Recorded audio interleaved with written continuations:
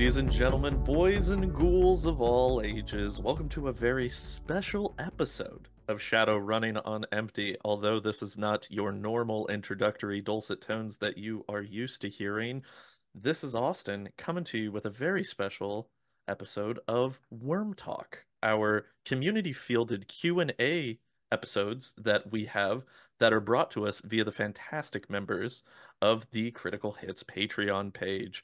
Joining us for the first episode here, we do have the illustrious, the magnanimous, the one and only So Easy. Easy, how you doing this evening? I am doing well, and I'm ready for this. I'm pumped. I'm excited. Glad to hear it. And joining us for his spectacular second appearance on the podcast here, Dr. Friendship of Critical Hits Live. Thank you for working us into your busy schedule, sir. Good to see you. Hi, try. Thank you guys for having me. This is going to be a lot of fun. So as I mentioned, so this is going to be community fielded questions that we have in regards to Shadowrun, the show itself, as well as some of the production side of things regarding how we handle the different shows, both for Sinless and the Shadowrunning on Empty podcast. So if you want your burning questions answered by us in the next episode, you got to make sure that you're joining into the Patreon. And so, with that, we're going to go ahead and jump into the first question, which I think is actually going to be a very good setup question here, which is going to be coming in as a two-parter, basically. Starting with, how did Critical Hits come to be, and how does everyone on the cast know each other? Oh boy. How did we come to be? Well, that's a good question. I'm glad that you asked. Uh, really, the way this whole thing started was Matt and I, Easy Mode, and we used to play tabletop games all the time together. Easy has been my GM for upwards of 10 years now, and My God, it's been a long time. it really has. Gee.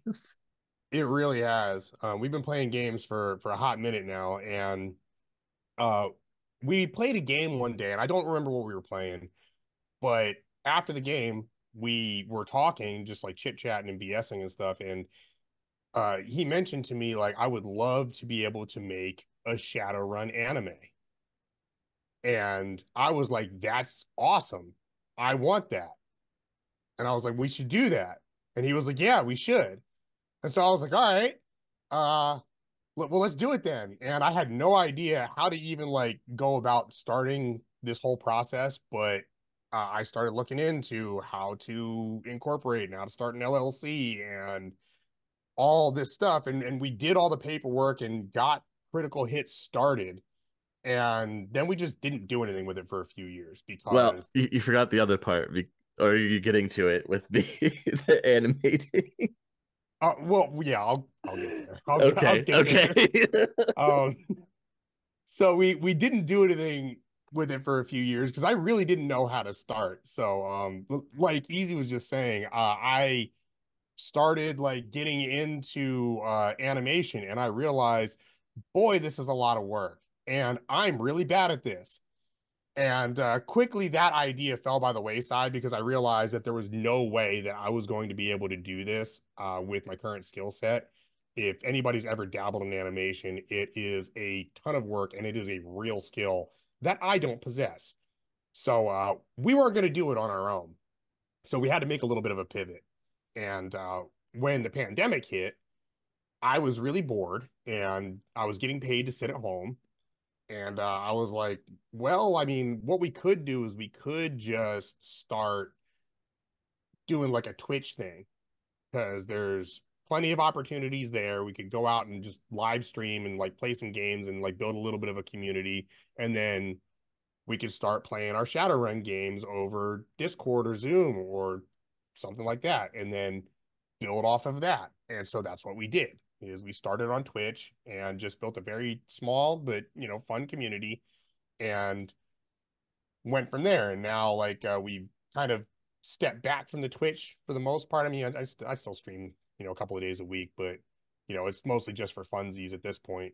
But we do all of our stuff and we're out on YouTube now and we have a couple of podcasts and we're actually telling great stories that the community seems to really love, and being able to push that out to the people that want to hear this stuff. So that's pretty much the story of how we got started. It was kind of an accident, sort of like it just sort of came about. Yeah, it definitely wasn't planned. It kind of just organically grew. After a while, we would talk back and forth like, what do we want to do? How do we want to kind of start this? Obviously, there was a lot of, stumbling and figuring things out as we go along, or trying to see what worked and what didn't. But that brings us to where we are today. Yeah, I mean, Pretty much. I think we're doing pretty good. All things considered, considering the rocky start that we had. The very rocky start. Successfully falling forward into it, some would say. Yeah, yeah. That's the nicest way I think you can put it. Like, I still am running around here like I don't know what I'm doing. Like, I have serious imposter syndrome over here trying to like just keep this whole thing together. But everybody seems to really enjoy the content that's consuming it. We've gotten so much good feedback from the community, and we love you guys. If you're out there listening, like, y'all are amazing. We thrive on your feedback. When I read stuff on, our social media posts, or you send me a message in Discord or over on the Patreon or wherever, uh, it gets me pumped because I'm like, dude, there are people that actually like what we're doing. And I still kind of can't believe it sometimes. But all of you guys out there that are enjoying this and listening to this episode, thank you all, because you're the reason that we do it. Yeah, and we try to respond to everything that we get. I know it seems ridiculous to try to do sometimes, but by God, we're trying. Or at least I try to. I try to respond to every question that I see, or every comment that the community brings to us about our stuff or what we're doing. I will reply. It might take me a minute, but I'll get to you. It's I true. promise. The people in the Discord server definitely keep Easy busy, more often than not, on top of him, also having a job and a child. So good job, guys. Good job. We love to see it. And then I think that you guys kind of had hit on it from uh in regards to the setup and how everything kind of came to be. But from my standpoint, for the how does everyone on the cast know each other, I met you guys because of Gloomhaven on Twitch. That's That was how right. Oh wow, man. that was how our relationship came to be, because I also started streaming during the pandemic, again, being at home, not a lot to do. And so it was right when the Gloomhaven digital edition had come out on Steam, and I want to say that you guys had raided into me one of the nights that I was streaming, and so then I'd followed back, and then we just kind of started talking through the Twitch streams back and forth a little bit, and then that led us to doing uh Northern Appalachian Wrestling as our first foray into the online RPG space, and then here we are. That's right. I forgot all about Noah. Talk about a deep cut. Can never forget Boy, about yeah. the Appalachian Oh, Outlaws man. forever, baby. Pew pew. Yeah, no, those are some great times, man. Like, I really enjoyed playing that game, and I think you're right. I think we did raid into you when you were playing some Gloomhaven. Yeah. And then I remember specifically that we were like really close. We were like 4 followers away from hitting affiliate. Uh-huh. And like I mentioned that, and then your community just like rallied and pushed us over the top. And I will never forget that, Austin. That was amazing. Thank you so much for that. Of Um, course.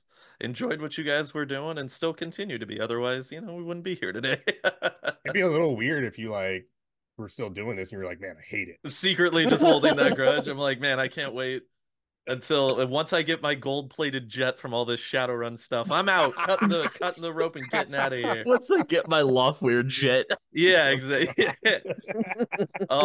And then in regards to also kind of the bigger cast, I know that from my standpoint, I had also brought Tyler in, who played Zero in season 1 and Brass in season 2 for Sinless, because me and him have just been friends for years prior to that as well. So he got brought in from that. Karma got brought in because of him doing Drexstorm, right? Is that how he found the Sinless stuff? Yeah, I met Karma on Twitter of all places, Hmm. randomly. I think he commented on one of Ben from Pink Fellhawk's Hmm. post, and I've been talking to Ben for a little bit. Um and I saw him in there and I was like, "Oh, dude, there's another Shadowrun podcast. Dope." And so I started DMing with him and we got to talking and I just offered him a spot on Sinless and the rest is history and he's been there ever since. There we go. And So then go check out an absolute Drexler of a podcast, you guys, if you haven't already. It's super fun, and Karma's a yes, great GM. So it's a fun time and gives you a little flavor for a different edition system too. Always a fun one. Also, you think we go off the rails? You have no idea. oh boy, oh brother. And then with DSB and Bear and Spider, they're all people that you guys knew, right? From outside Yes. of the tabletop stuff. Yeah, Yep, they're part of our gaming group. they're part of our gaming groups. And then also as a throwback in for season one, because I actually don't know the answer on this one, but how did you guys meet Hort? Oh That God. was that was through stream, right? It was through streaming. I I want to say it was also through Gloomhaven. That I sounds Mm, right. That sounds right. God, I don't remember. I think it's through Gloomhaven. Because if you guys don't know, Hort is he's disabled. He's basically broke his neck. So he's kind of like a quadriplegic and he's got like movement in like one of his hands. So I mean, he loves games, but he just has a limit on what he can play. So he does like a lot of turn-based stuff and things like that. And I'm pretty sure that he was playing Gloomhaven and that's how we found him. I don't remember if he found us or if we found him. But we were just in that like that tight Gloomhaven community when everything was like real, the digital was going real strong. And Gloomhaven was kind of popping off. We were all in that little bubble together, and I'm pretty sure that that's how we met him. okay. Gloomhaven, bringing people together, and thank you, Isaac. I'm saying, man, that's those were the days. I remember back in the Gloomhaven days before we even had Frost Haven. I remember digital before. Uh, Remember all the right. Guildmaster mode? I remember Oh Guildmaster. God, I remember that. All right. So, we've got a question here in regards to getting into the systems, which is we've got my friends have been looking at playing Shadowrun, but are daunted by the level of complexity in the game. Do you have a suggestion how to ease them into the game without using anarchy? Ooh, without using anarchy. That's the obvious answer is anarchy. For people that might not be familiar, what when they're saying anarchy, what are they referring to? Are they is that Shadowrun Anarchy is like a rules light kind of system. okay? It's a little more narrative. Yeah, it's a very fast-paced thing with a lot less options. Your starting options are like very, very limited, but it's still Shadowrun. Mm, It's a way for a GM to put together like a fast and loose kind of game really quickly, hmm as opposed to having all of the crunch, which can be overwhelming. So I understand where this question is coming from. There's a lot in Shadowrun that you can dig into, and you can get lost in the weeds very, very easily. hmm Um, my suggestion, and Easy's answer might be a little bit different. My suggestion, it really falls on the GM because at least in third edition, I'm not sure like, what some of the other editions are like, but at least in third, you can kind of pick and choose how deep into the rules that you want to get. Like a good example of this is you can look up all of the specific stats and armor pen and things like that on every single item and go strictly by like the weight limits for a vehicle and all the minutia in the rule set, but you don't really have to. You don't have to get into it that deep.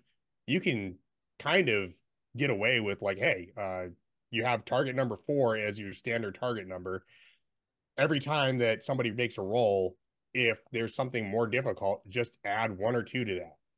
And go from there, and then just come up with like the roles that you need on the fly. I mean, you're the GM. It's your game to run, and you can make it as easy or crunchy as you want. So I hate to like put it all on the GM, but I mean, you don't have to like play the game in a way that like feels like you're doing math all the time. You can if that's what you like, but if you're just starting out, you can make it as easy and simple as you kind of want to as the game master. You got anything on that, Matt? I was gonna say, even if you don't want to do it that way, there's a couple. I think there's a couple other options that you could look into as well. If not wanting to do anarchy, say you're just really into it for the setting and what's going on, and um, you feel comfortable with your level of understanding of the lore to kind of bring it over. You could do a different, what do I want to say here, like gaming structure, I guess. Like you could use GURPS, or you could use the Genesis system, which is more of a narrative kind of storytelling with unique dice. But there are other gaming systems that exist out in the world that are just kind of open to let you put your paint on them, so to speak, you know? Mm-hmm. And if you're not wanting to do anarchy, but you enjoy the lore enough and you're deep enough into it that you feel like you could just use a different system that might be a little rules lighter, then I would suggest looking into going that direction. Didn't you say that there are some I guess already built conversions to some of those a while ago? There are, yeah, and you can find them online usually pretty easily. Just like a quick Google search. Like if you Google search GURPS Shadowrun, I think that you'll probably get a hit. Yeah, GURPS is one of the ones that I've heard a lot. Mm. And I should also preface at this point that a lot of the time when I'm speaking on system stuff, I'm going to be specifically referencing to third edition because that's all I have experience with. So, if I give answers in regards to things, just know that I'm speaking from a third edition standpoint because that is my Shadowrun experience. What I would suggest for this type of situation would be uh, do a session 0 and pre-generate the characters for the players. Have the characters already made and set up like a standard milk run situation, run them through it, but introduce what the stats and abilities are as they're needed as they come up in the session instead of trying to front load and onboard all of the information at once. Because I know that when I had started, when we did season 1 of Sinless, that's how Easy had handled it for the most part, is that a lot of the time we didn't touch certain stats and things until they were actually needed. And then it was kind of like, okay, this is what this does, this is how you're going to need to hit it. These are what you roll for it. And then if you take it that way, I feel like as a whole, it brings down the complexity level because you're kind of looking at it piece by piece together instead of trying to look at the whole thing and go, well, this is just terrifying to try to get into. Yeah, that's an excellent point. I think that that's a very, very smart way to do it as a GM.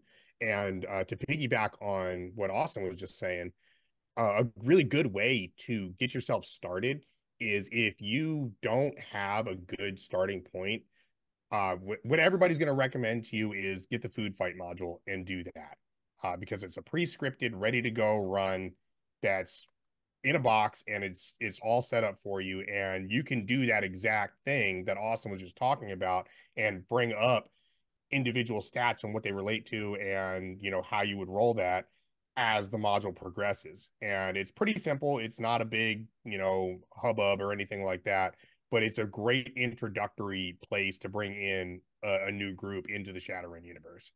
Also, really quick, guys, I just did a Google search really fast for Genesis Shadowrun, and the second result showing is from the, I don't know if you guys have ever heard of GM Binder, Hmm. but it's a completely sourced out like conversion of how to build characters using the Genesis system, but with the Shadowrun backdrop. You might want to spell Genesis for the listeners too, because it's spelled And weird. it's spelled Genesys. That's the Genesis role-playing system. If you're interested, you could look into it. It's very much narrative and cooperative storytelling. So a lot less rules intensive, but still fun. And to piggyback off of that efficiency that you've shown there, Easy, we have the next question, which was, how much time does it take you to prep for a session, and how do you do so? Oh, wow. I'm really gonna put myself on the spot here.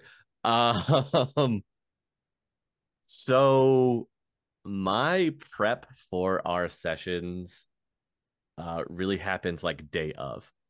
I don't super plan a lot in advance. Mostly because in my experience as a game master, planning a lot of stuff out ahead of time and then getting into it, you almost are trapping yourself as the storyteller, you know?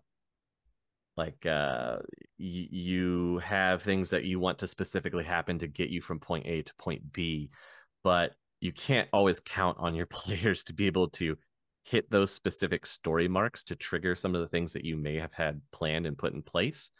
Players are very unpredictable. So I learned a long time ago that it doesn't work for me to do that kind of structured, intricate planning ahead of time and then expect it to go in that direction. I know that sounds kind of crazy to some people, and some of our other fellow GM listeners will probably be shocked.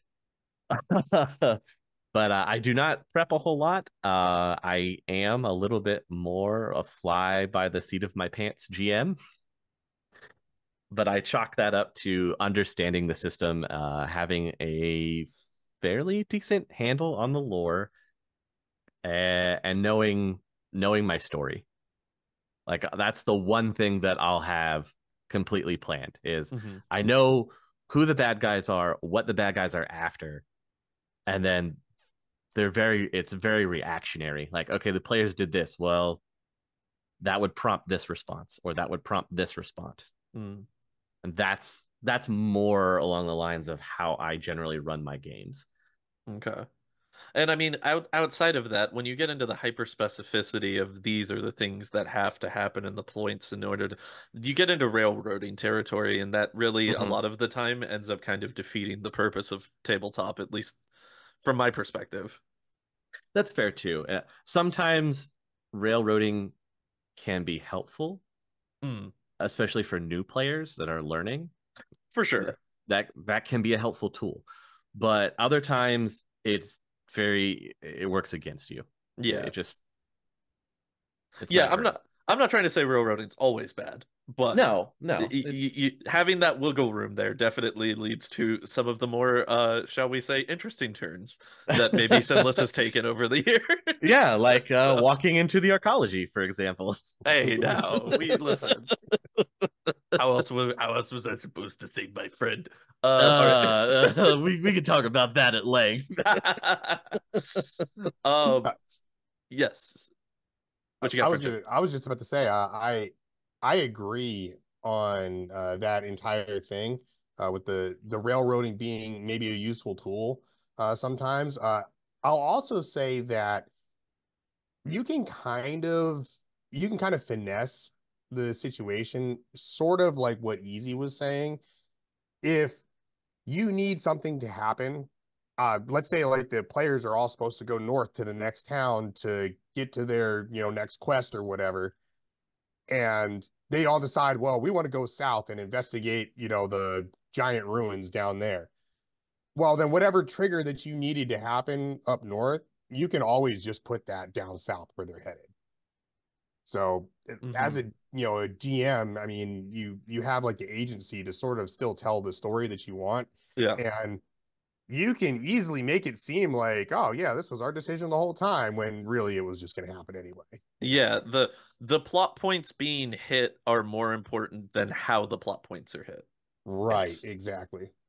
All right. And coming up next, we've got I believe that this is specifically in regards to Shadowrunning on Empty, the lore podcast that you are listening to a fantastic special episode of right here, which is Hey. asking, will we be doing episodes of different countries?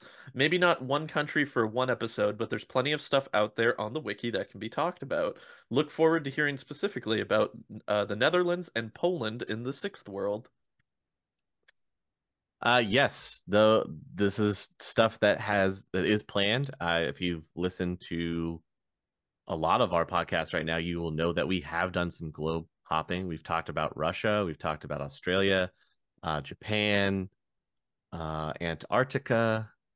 We haven't hit Europe yet because there's a lot. There's a lot to cover in Europe. Europe we've been saving because I think that we're gonna kind of have to we did kind of a broad overview Europe Hmm. episode. Hmm. So we do have that, but in terms of the specific countries, yes, we are planning to get to them. Easy and I do have, when we have our two-man episodes, are kind of the ones that we've been holding specifically for location episodes. And as we did just finally wrap up on the Seattle Metroplex map, and that's done, we are going to start moving around and doing more locations, starting Hmm. with wrapping up North America for the most part first, and then after that, we'll probably be looking at doing the jump over to Europe. Yeah, for the specific sprawls that are over there. I mean, we'll cover individual countries or blocks of countries. Sometimes they'll be kind Hmm. of thrown together just for information purposes.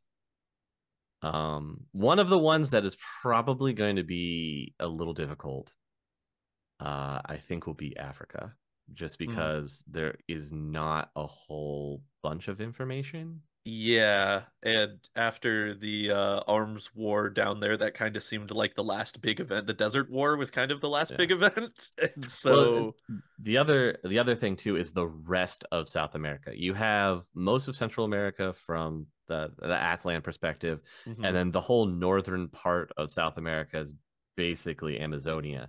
But then everything else below that isn't really.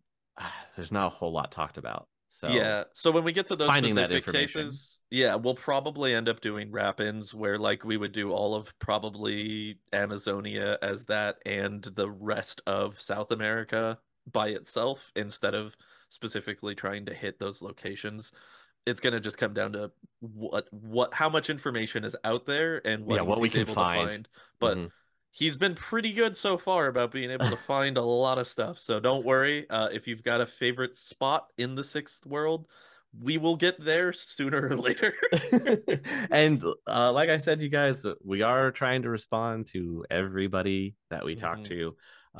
Honestly, the best place is probably in our Discord. So if you have joined and are a part and you have specific lore stuff that you're interested in, come on over. Let us know Mhm. what it is. We've got a whole subsection on the Discord where you can drop in and talk about Shadowrunning on Empty, talk about the lore, talk about what you want to see in the lore.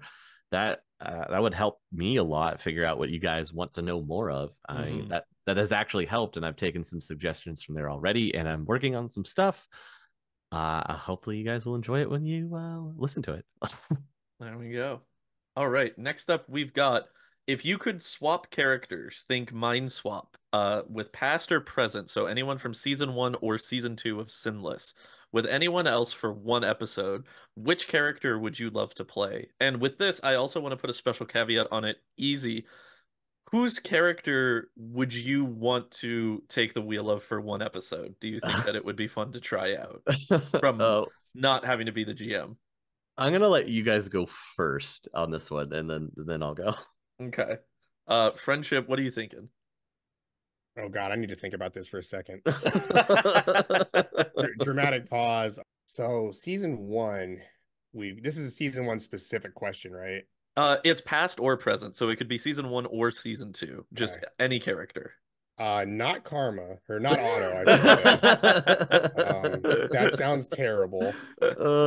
Honestly, I wouldn't want to be Karma either, to be honest. I mean, That's a good point. he's had it rough, man. He's had a rough couple of seasons too. That's a good point. I honestly, I think probably the most interesting, one of the most interesting characters that I had was, or that I like had an opportunity to play around, was Zero. I really liked the whole like PTSD. There's this like weird Black Ops connection. He's like having flashbacks. He's getting mind controlled. That sounds like there's room for a lot of really fun role play in there. And the way that Tyler did the whole thing was just a piece of art, you know, coming out of like his mind control, funk, and like realizing like, oh my God, like where am I? How did I get here? Why is this man dead in front of me? He did that so well. And that seemed like it was such a fun RP moment. And he had a bunch of those in the season where he played him. Probably I would have to go with Zero as the guy that I would swap out for. Okay.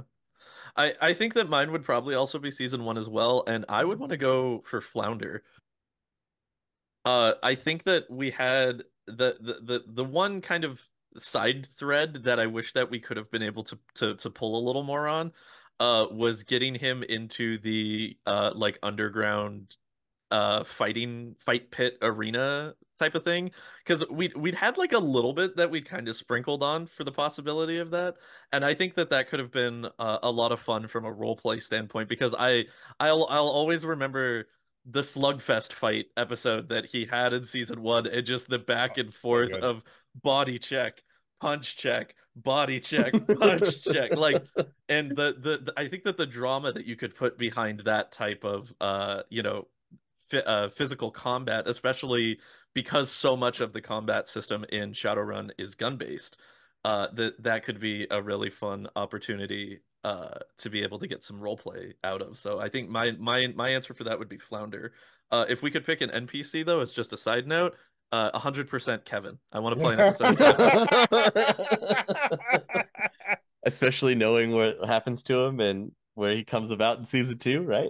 Oh man. I won't spoil it for anybody that hasn't hasn't listed to season 2 yet, but oh boy, got some stuff going on.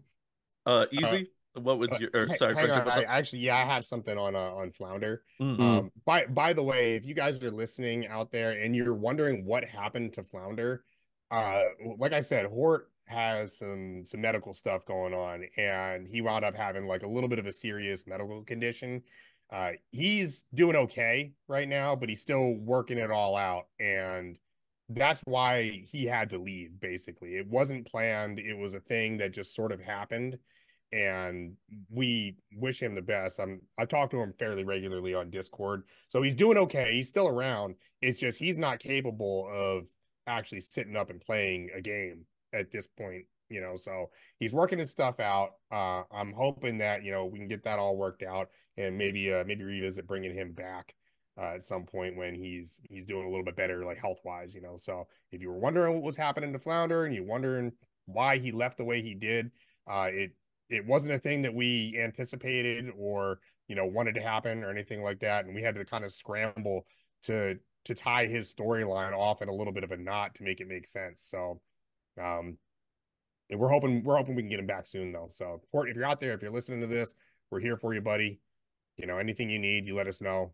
We're all behind you. So, and he's also in the Discord server, so if anybody in there wants to shoot him a tag in the Sinless channel, just send him some love, let him know how much you enjoy the avenging night shadow of Flounder protecting the Seattle Metroplex from the rooftops.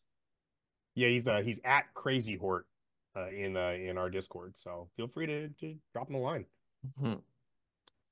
All right, and Easy, what do you got for us? Who would be your jump-in character for an episode if you could play somebody? You guys remember that Gorshan guy? What happened to him? Oh Jesus! Oh my God! I totally should have said Gorshan. I can't believe. Oh, it was I right had there. to. It was right Oh, there. it's the best answer. It It's the really best is. answer. You got a complete blank slate there. You can do anything you I could want. do whatever I wanted. Oh, It's so great. man. When we do eventually get to the point of merch for this, we have to make a "What would Gorshan do" shirt because 100%. nobody knows the answer to that question. Or a where's Gorsha? Have you seen this orc? Oh, you know what I should do? You know what would be fun is getting like a poster or something made like "Where's Waldo," but it's "Where's Gorshan." You guys, future merch ideas right here in the making. There we go. I thought that was a great answer. It's I hey, agree. I that's agree. 100%. I Make it can't your argue. own. I love You it. can't argue there, right? Yeah, no, I got nothing on that one. All right. So next up we have a very specifically pointed question, which Mm. is if magic doesn't work like that, how does it work? Um, it works. I don't know how to answer that. I would say it works kind of the same as magnets. Yeah, Miracles. They're miracles. all Yeah. around us. Mm-hmm. Yeah, Yeah. yeah. Fucking magnets. How do they work, bro? I, Nobody knows. it's the most majestic magic out there. And off of that, we do have a follow-up in regards to magic as a kind of as a bigger picture in Uh, regards to Shadowrun, which is how do you believe spells in Shadowrun appear, such as mana bolt casting or elemental summoning? Specifically, do you think that magic is this kind of ethereal force that you have to be able to be tuned into to see? Or is magic manifested in a visible spectrum that everybody's able to see magic being cast regardless of their attunement to magic in the sixth world?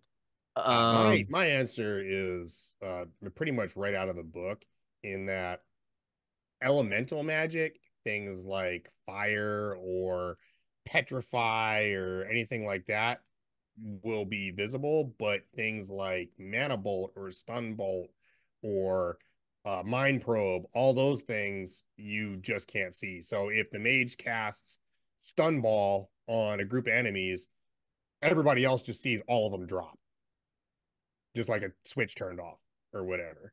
Um, that's my take on it, but I don't know if you guys have a different take on the way that magic would manifest itself if you were watching it happen. no, I think that's pretty accurate. I've always thought that anything that has like a physical descriptor in the book, it'll usually say, and this is going in between editions.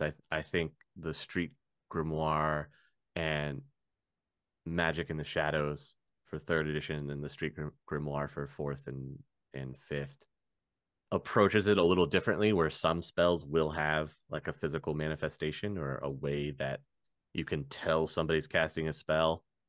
And then in third, it's a little more ethereal, like in the earlier editions, which makes mages that much more frightening, honestly. You could just walking down the street or whatever, and Yeah. all of a sudden you just drop. Yeah. Someone throws a stun bolt or a mana bolt at you and you just drop and you have no idea where it's coming from. That's the frightening thing. But elemental spells have always been very physical, very apparent. You can always tell that somebody's casting an elemental spell. That's my take. Yep, that's always kind of been my perception on it as well. I do like the concept that like if you're able to see into the immaterium, that you can kind of like make out a manifestation. Like if you had the ability to see magic, you would be able to see kind of a stun bolt as like an actual like maybe like a bluish orb of force that would be coming at you. But unless you're able to see magic specifically, yeah, it would just kind of be a you just don't know what happens. Suddenly everybody in the room just drops. The rules also back you up with that too. If you're in the astral, then you see everything. Like there's no hiding spells in the astral. Right. Yeah, or if you're dual natured, you're able to see it all the time. So you can tell where it's coming from. Otherwise, Spooky stuff. Ooh. But then that gets into the whole, that's why there are mage cops, so they can actually investigate magical crime scenes. And even though you're casting the spell, you're still leaving a trail behind that can be astrally tracked. So it's not like just free crime with magic everywhere. Free crime. See, now I'm just thinking like there's got to be a show out there called like Magic Cop or something like that. There's got to be something like that, right? It's probably like Lone Star, the Mage Files. Special Magic Unit. Yeah, Lone Star Special SMU. Magic Unit. There it is. Lone Star Bum, SMU. Bum bum bum bum bum bum bum. Oh my god, dude. Legally distinct. Dude, come on. If this was a Lone Star like drama TV series, it would be more like CSI than it would like Law and Order. Come on now. Oh, that's true. That's true. All right, let me ask you this as like total aside. Do you guys remember that gag that I put into that one episode of season 1 where it was like Law and Mortar? Yes, I do. Oh my god, it was so good. Like I put some work into that one, dude. We do it for you guys. Little gemstones. Little gemstones. All right, now following up next, we've got in a large view type of question here. If you could change one thing about the lore, what would it be and why? Oh boy. We about to step on some toes here. I have mine. I know what I would do. All right, what do you got, Easy? I'm sorry for everybody out there that loves them, but goodbye Technomancers. I would get rid of you took my answer. I'm sorry. I feel like they step all over Deckers and they wanted to make something unique, but it's just you're taking the Otaku idea and advancing on it, and I understand that.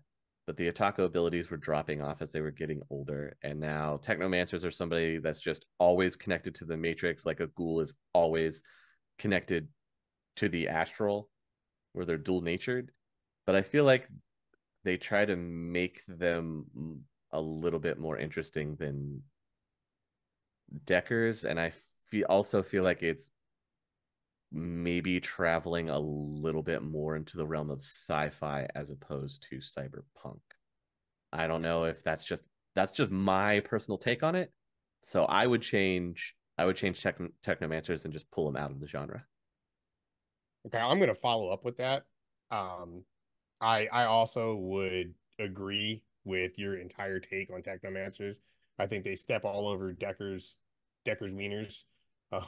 And to me, like decking or net running is like one of the quintessential things about like the cyberpunk genre. And to have something that sort of just cast that by the wayside and doesn't give players a reason to play that anymore. Because why would you play a Decker if you could just be a Technomancer? It seems like it does kind of a disservice to one of the coolest things in the entire genre. That said, I don't think that what I would do is get rid of them. What I would do to change the rules to make them, I guess, a little bit more viable and not have them be as overbearing as they are, is I would make it so that like a Technomancer is always connected to the Matrix. As long as there's a node somewhere, they always have a Matrix presence, which means that they can't really hide, which makes being a Technomancer very, very dangerous because you can't log out. So if you get caught doing some stuff, then you can be found and you can be attacked in the Matrix.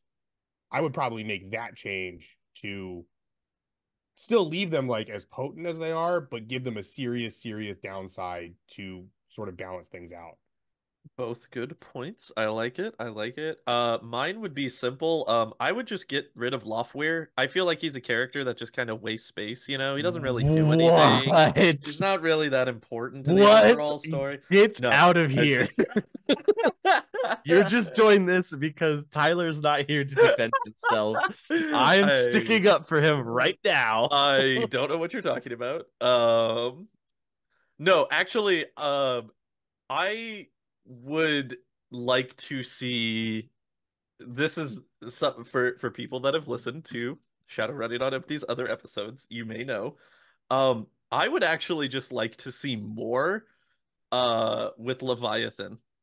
And Mm, specifically, I think that it would be kind of cool if you could to incorporate some type of like cult of the sea that would be like people that live on like flotillas in the ocean and dedicate to Leviathan as like an entity that they worship. And then you could have more interesting things going on with the naval space aspect for the sixth world because with Leviathan's presence, it's kind of just like, yeah, Leviathan owns the oceans, and that's really all there is to it. You know, we've never really gotten a lot more elaboration or anything else on that to kind of make it more interesting.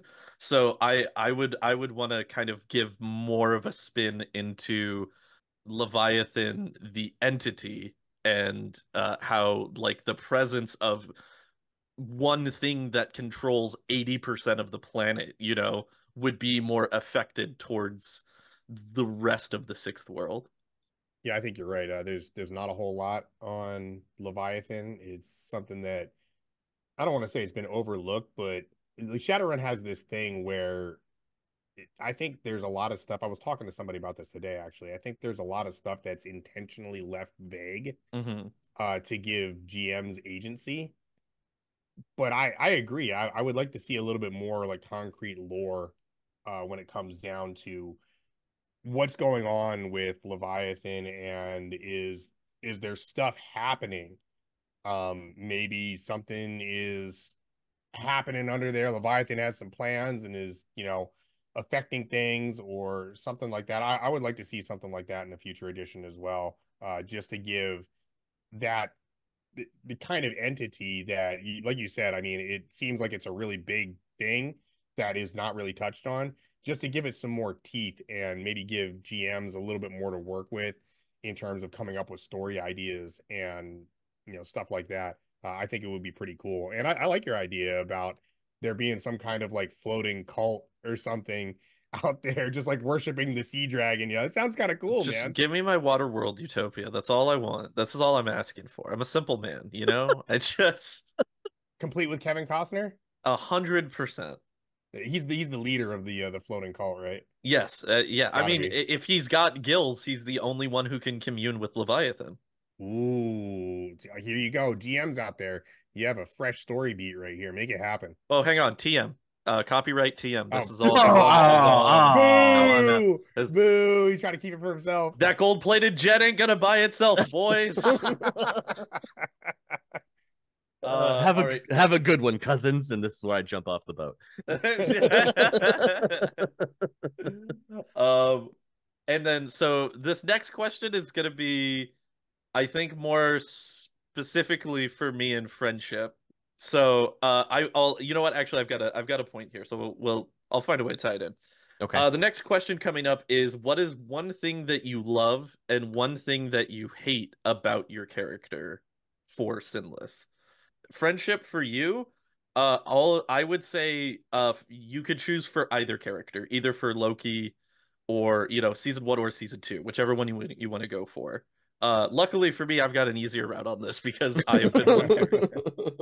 So that is nice. And then, Matt, as an aside, Mm, what is a character that you've gotten to play in Shadowrun before that you enjoyed, but what was the downside on that character that you played?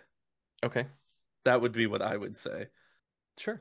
So, friendship, do you have a pick on either of yours, or do you want me to go first? Yeah, sure. I'm gonna just gonna go with Ghost on this one. Hmm. And don't get me wrong, I love Loki. I miss that character a lot. I'm like kind of sad that I had to retire him, but we had to do it for some pretty good reasons. Um, Lore-wise, it was well done. It was well-worn reasons.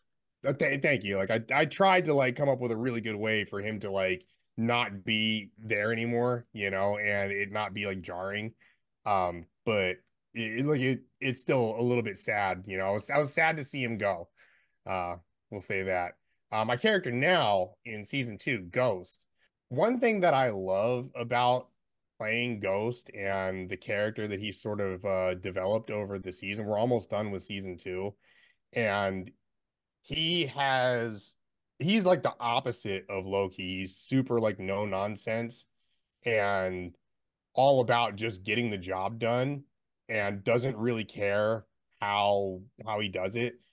That's like sort of liberating as a player because you don't really have to have like a moral compass or anything like that. And Ghost is like very freeing in that regard because he's the guy who's just like, hey, look, we got a job to do.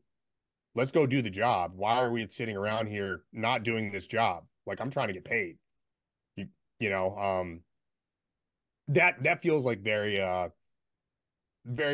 not fun, I guess. Like I said, it feels very liberating, I think, to be able to be that guy instead of having like all these attachments and story beats and backstory side hustles. He's like one track mind. I've got to kill Vinny and I've got to get paid doing it. And that to me is the thing that I like the most about him. The thing that I hate about him is on the back end in the editing process because every time I talk in that stupid voice that I have to make when he talks, I have to go in and I have to add 2 different audio filters to that specific segment. So it just takes me so much more time to the point where like I try to like not even talk sometimes because I know like the more I talk, the more I'm gonna have to edit the shit. So that's the thing I hate about Ghost. You suffer for the art, and we appreciate you for it. Friendship, always have. Oh, thank you, thank you. I do my best. I do it for the people. It's for y'all, you know. Um, in regards to Kaze, you know what's funny is the thing that I love is basically the exact opposite of the thing that you enjoy about Ghost, Of which course is it is. They're exact opposites. That's yeah, why. which is the fact that Shadowrun is basically a setting of moralistically gray characters at all times anyway. And so I remember when me and Easy were setting up the character to begin with, and I kind of told him what I wanted to do, and like I knew that I wanted to play a Street Sam, and like I kind of had this vague outline of the character in my brain of how I wanted it to start, and I told him that I wanted him to be like the ray of light in the Shadowrun universe against the backdrop of all of these other characters and horrible events happening. And I remember Easy just going, you know, that's going to be exhausting, right? And here we are, 2 seasons later. And I've loved every minute of it. And it has been fantastic. But that is my thing that I enjoy most about Kaze and love about Kaze is being able to be kind of that optimistic bright-eyed you know ray of light in an otherwise shadowy world. One thing that I hate about the character, I think the only thing that I've really had a regret on regarding Kaze's usage is that there were a lot of team building and character building scenes that we had in season 1 that I wish that I would have had him around more for, but because I was kind of doing this like B plot story with a lot of the stuff, I didn't get to be there to role play with other players one on one as much. So I feel like a lot of my to me, it feels like a lot of my character building and development has come more so off of me role playing against Easy and not as much getting to role play out his relationships with the other characters. And I wish that I would have been more attentive to that. Like I said, mostly in season 1 specifically. Season 2, you know, there was plot reasons why. Let's just say he spent a lot of time away from the rest of the team. But yeah, I think that that would probably be mine for Kaze and how I've played him so far. Easy, what have you got for us for a Shadowrun character? I'm gonna dig back into my Shadowrun repertoire here, and Hmm. at one point I played a physical adept, Hmm. That was an elf named Jinx who specialized in sword fighting. And he also ended up getting sucked in to be a follower of the adversary because one of the other players in our group made a shaman that was the follower of the adversary totem. And we worked it out to be that one of the ways that we grow in our initiate group is we have to seek out other followers of the adversary and Highlander style beat them to the point where it's awesome. To the point where it's just the two of us left at the end for world domination. And then you guys get to have your ultimate quickening. Yes, and then we have the ultimate quickening showdown. That was probably one of the more interesting characters that I got to play. We played for a while, and then the group fell apart, so we never actually got to have our final quickening. Quick side question: did you voice him as Sean Connery? I did not voice him as Sean Connery. I'm sorry. I know doing a full disservice to all of the Highlander fans out there. I did not voice the elf swordmaster physical adept that I created as Sean Connery. I mean, if I was going to, obviously, he would have been the Spaniard and then done literally nothing about his accent. Of course. Absolutely. As expected. Is expected. Fantastic. Would you say that your just hated thing is the fact that you never got to have your quickening moment, your ultimate quickening? Yeah, I think my hated moment is I didn't get to expand and develop that character a little bit more. Mm-hmm. Like it was short lived. It was only a few sessions, and then the group fell apart, unfortunately, due to life stuff. But it'll happen. It happens. And at this point, fantastic listeners, if you have been enjoying the questions, we're only halfway through the episode. But in order to get the rest of the questions and answers that go with them, you're gonna have to go check out the previously mentioned Critical Hits Patreon. Easy, what's that Patreon web address? Oh wow! Put them on the spot here. Right, put them on the spot here. What do you're we got? you're going to patreon.com/critical_hits. That's where you're going. $5. You're in. You get all the cool stuff and access to the rest of this. Don't you want that? Come on. I want that. What kind of questions are we going to be answering over on this Patreon exclusive? Oh, I guess you'll have to kick in 5 new yen to find out, won't you, friendship? Give us a couple samples.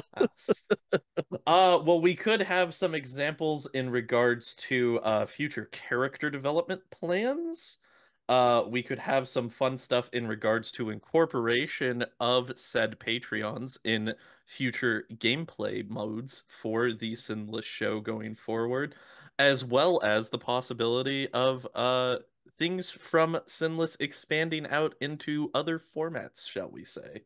But the only way to find out if any of those things will come to fruition is by checking out the other half of the episode over on the Patreon version.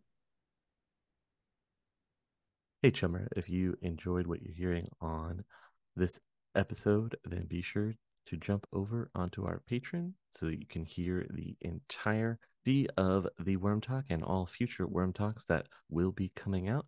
And once again, that's patreon.com/critical_hits. We'll see you over there.